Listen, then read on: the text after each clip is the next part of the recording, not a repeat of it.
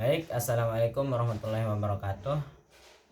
Baik, kita mulai dari perkenalan dulu. Perkenalkan, nama saya Yudi Hairil Absani dengan NIM C1M024 10099. Di sini saya akan mempresentasikan mengenai tugas video yang disuruh kita buat dengan tema faktor pengendalian lingkungan mikroba dan faktor kerja mikroba. Baik, langsung saja kita berbicara terkait tentang tugas video yang disuruh kita buat mengenai faktor lingkungan pengendalian mikroba dan faktor kerja mikroba. Langsung saja di sini kita masuk pada latar belakang, yaitu di mana mikroba tersebut dapat hidup dan berkembang biak dengan baik pada kondisi lingkungan yang sesuai dan lingkungan yang baik terhadap pertumbuhannya. Di sini setiap mikroba memiliki kemampuan fisiologis dan metabolisme yang berbeda, sehingga efektivitas pengendalian dapat dipengaruhi oleh karakteristik mikroba tersebut. Selanjutnya, pemahaman mengenai faktor lingkungan dan faktor kerja mikroba sangat penting di dalam dunia pertanian, dunia teknik pangan, dan dunia kesehatan lainnya. Selanjutnya, faktor lingkungan pengendalian mikroba.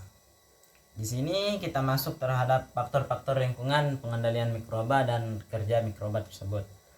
Yang pertama di sini faktor lingkungan tersebut adalah kelembapan. Di sini kelembapan yang dimaksud adalah air. Contohnya yang dimana diketahui banyak orang, air merupakan komponen penting bagi metabolik mikroba. Mikroba dapat cenderung tumbuh lebih cepat pada lingkungan yang lembab karena air dapat membantu proses biokimia dalam sel mikroba atau mikroorganisme tersebut. Kita lanjut saja. Faktor yang kedua itu adalah tekanan osmotik, yang dimana tekanan osmotik ini berkaitan dengan perbedaan konsentrasi zat yang terlarut seperti garam dan gula. Garam dan gula di sini juga mempunyai pengaruh yang sangat begitu besar terhadap kelangsungan hidup mikroba dan kelangsungan perkembangbiakan mikroorganisme, di mana garam dan gula di sini, garam dan gula dengan kadar yang tinggi, sel mikroba akan kehilangan air sehingga sel mengalami dehidrasi dan pertumbuhan mikroba tersebut dapat terganggu. Kita masuk ke faktor yang ketiga, yaitu suhu. Suhu merupakan faktor yang penting untuk pengaruh enzim dan metabolisme mikroba, yang mana kita ketahui mikroorganisme lain juga sangat bergantung terhadap suhu. Di sini dicantumkan suhu tinggi tidak mampu. Suhu tinggi mampu merusak protein dan membran sel sehingga dapat membunuh mikroba. Sementara itu, suhu rendah tidak membunuh atau tidak merusak membran sel mikroba, akan tetapi memperlambat aktivitas dan reproduksi mikroba tersebut, sehingga sering digunakan dalam penyimpanan bahan makanan di lemari es atau freezer. Yang keempat di sini ada cahaya atau sinar UV, sinar ultraviolet, yang dimana di sini sinar UV tersebut dapat merusak struktur DNA mikroba sehingga memperlambat proses replikasi dan menyebabkan kematian sel. Karena sifat ini, sinar UV banyak digunakan untuk sterilisasi sterilisasi ruangan laboratorium, dan permukaan peralatan di rumah sakit. Yang terakhir di sini ada faktor yang menyangkut bahan kimia. Bahan kimia juga banyak berpengaruh terhadap pengendalian perkembangbiakan mikroba atau mikroorganisme, yang dimana pengendalian mikroba juga dapat dilakukan menggunakan zat kimia. Antiseptik digunakan juga pada jaringan hidup seperti kulit untuk mencegah infeksi. Disinfektan digunakan pada benda mati seperti meja, lantai, dan peralatan. Selain itu, pengawet makanan dan banyak lainnya. Ya, kita masuk pada pembicaraan yang kedua, yaitu faktor kerja mikroba.